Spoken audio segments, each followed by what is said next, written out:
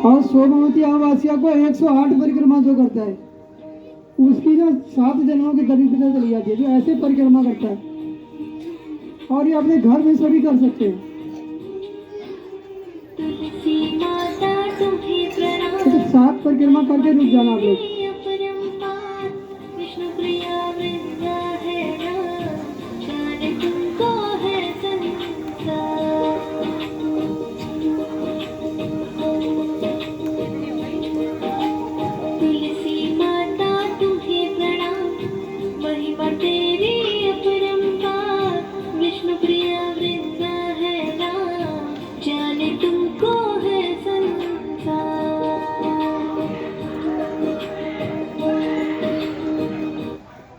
सात परिक्रमा हो गई।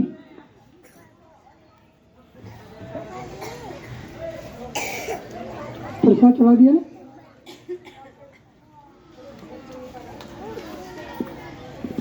सात होगी परिक्रमा। देखो ये इतना सही था प्रोग्राम, ये कोई कठिन था? देखो हमारे जो ऋषि मुनि उन्होंने वही बताया हमें जो हम कर सकते हैं, जो हम लोग वही विधि बताई है जो हम कर सकते हैं। ये कोई कठिन नहीं है या कोई नहीं कर सकता, ऐसे भी नहीं है। और इसके जो दिव्य लाभ है, अनुभव है, ये तो अभी हमने किया। जो करते रहते हैं ना उनको और दिव्य अनुभव होते हैं। जो तुलसी माँ, कई बच्चे होते हैं ना घर में बोलते हैं तुलसी हमारी सूख जाती है, तो जैसे कोई मेहमान आता है घर में, हम उसको नहीं कुछ उनको आदर सत्कार नहीं करेंगे तो वो क्या होगा, रूठ के चले जाएंगे। होता नहीं होता है? कोई मेहमान घर में आए, हम उनका आदर सत्कार ही नहीं करेंगे तो वो रूठ के चले ही जाएंगे। तो ऐसे ही है, तुलसी माँ घर में विराजमान आपने कर दी और ना उनमें जल चढ़ाया, ना उनमें अपनी भक्ति भाव रखी, है ना, न दिया उनको आरती की, तो वो ये भी कारण होता है। और जल तुलसी माँ को ना ज़्यादा नहीं देना चाहिए, कम देना चाहिए जल। ठीक है? तो यह कैसा लगा प्रोग्राम आपको? अच्छा लगा ना? अच्छा लगा सबको? सभी अपने घर में करेंगे? चलो फिर रखो सर पार, ऐसे हाथ रखो। हम सभी संकल्प करते हैं, मेरे साथ बोलो, हम सभी संकल्प करते हैं, जोर से बोलो, ऐसे क्यों बोल लो बहुत? हम सभी संकल्प करते हैं आने वाली 25 दिसंबर को अपने घर पर, अपने स्कूल में तुलसी माँ की पूजा करेंगे। और 1 दिसंबर को अपने घर पर या अपने स्कूल में गीता जी का पूजन करेंगे। बस आपको ये आपने संकल्प लिया है और आपको ये करना ही है। ठीक है? 1 दिसंबर को क्या करना है? तुलसी गीता जी का पूजन करना है। और 25 दिसंबर को तुलसी माँ का पूजन करना है। अच्छा, अब जो हमारी मैडम है यहाँ पे स्कूल की प्रधानाचार्य, उनसे मैं प्रार्थना करूँगा, वो हमारा मार्गदर्शन करेंगे। देखो ये क्या होता है ना, ये मेन सेतु होते हैं आप और हमारे को जोड़ने के लिए। ये मुख्य सेतु का काम करते हैं। पुल होती है ना, दोनों किनारों को जोड़ती है, होता नहीं? तो देश को, समाज को, ये सच्ची राष्ट्र सेवा है, सच्ची समाज सेवा है। जो बच्चे संस्कार लेके जाएगा ना, कहीं भी जाएगा समाज में, वो भ्रष्टाचार तो नहीं करेगा, अत्याचार तो नहीं करेगा, शोषण तो नहीं करेगा जो करेगा। ठीक है? ये तो पक्की है। और इसीलिए हम लोगों का उद्देश्य रहता है, क्योंकि आप लोग भारत का भविष्य हो। क्या हो? इसमें हमारा कोई स्वार्थ नहीं होता है, इसमें ये आप लोग हमारा भविष्य हो और हमारी जो संस्कृति रक्षा करना ये हमारा नैतिक कर्तव्य है। इसलिए हम साधुवाद देना चाहेंगे, उनको बहुत बहुत प्रणाम करते हैं। उनके माध्यम से ये प्रोग्राम होता है, तो वो हमारा मार्गदर्शन करेंगे। हरि। सभी को सुप्रभात।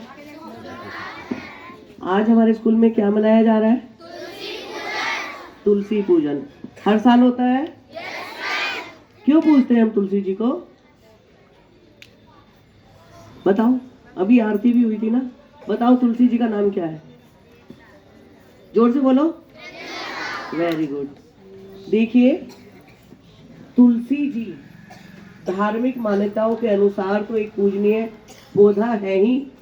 इसके अलावा हमारी जो धार्मिक मान्यताएं हैं वो सारी साइंस पर डिपेंड करती हैं। ये नहीं कि हमने आंख बंद करके पूजना शुरू कर दिया। तुलसी जो है औषधीय पौधा है।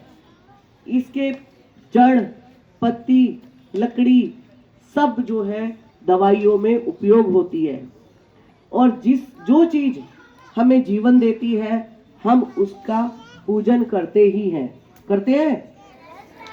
सूर्य भगवान को जल देते हैं क्योंकि वो हमें जीवन देते हैं। देते हैं कि नहीं? पीपल की पूजा करते हैं? क्यों? सबसे ज्यादा ऑक्सीजन पीपल देते हैं। ठीक है? हम जो चीज हमें जीवन देती है हम उस सब का पूजन करते हैं। और इसी में तुलसी माता है, औषधियों से भरपूर है। अगर किसी को बुखार हो जाता है मम्मी क्या करती हैं? चाय में तुलसी की पत्ती डाल के देती हैं? देती हैं? नजला हो जाता है, जुकाम हो जाता है, उसमें भी काम आता है। और तो और अगर कोई व्यक्ति मोटा है उसको भी तुलसी की पत्ती खानी चाहिए। चबानी नहीं है तुलसी की पत्ती, आपके पेट में जानी चाहिए, चाहे वो उबालकर या मुंह में रखकर, क्योंकि तुलसी की पत्ती कभी चबाते नहीं है। और तुलसी को और क्या कहते हैं? वृंदा के अलावा क्या कहते हैं? अभी आरती में सुना था, कल्याणी, हरिप्रिया भी कहते हैं। हरिप्रिया। क्या आपने देखा होगा विष्णु जी की कोई भी पूजा तुलसी जी के बिना अधूरी होती है? होती है? सबसे पहले भोग किसका लगता है? तुलसी जी का। आपके घरों में मम्मियां नहा धोकर तुलसी जी की पूजा करती हैं? अभी पिछले महीने कार्तिक माह गया था तो सबके घरों में यही हुआ होगा कि सुबह शाम तुलसी जी के सामने दीपक जलाया गया होगा। देखा ना?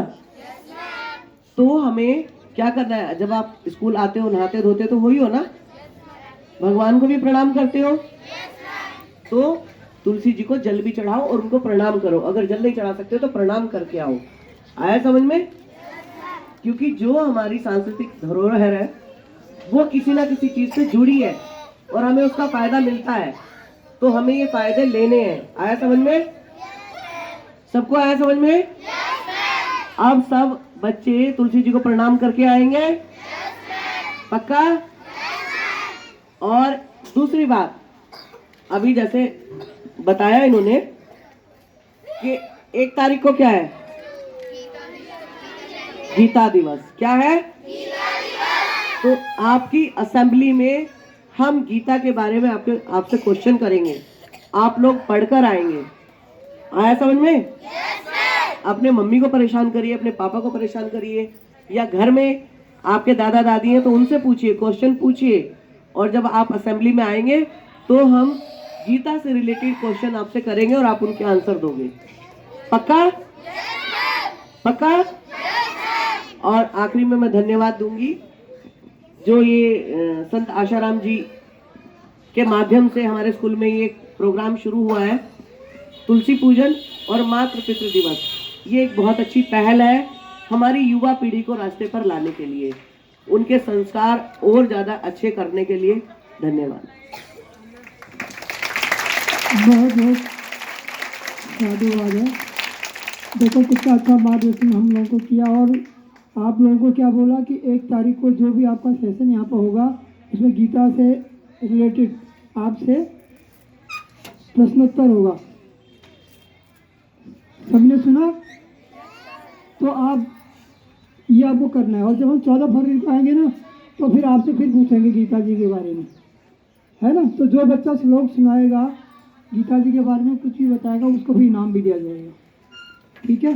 तो अभी हम पूर्णाहुति करते हैं, दोनों हाथ जोड़ो। और बहुत बहुत साधुवाद धन्यवाद करना चाहते हैं आपके स्कूल के सभी अध्यापकों का, मैम का, है ना? तो दोनों हाथ जोड़ो सभी और मेरे साथ बोलो, ओम तम नमामि हरिं परम, ओम तम नमामि हरिं परम, ओम तम नमामि हरिं परम, ओम सहना भवतु सहनो भुनक्तु तेजस्विनावधीतमस्तु मा विद्विषामहे। ओम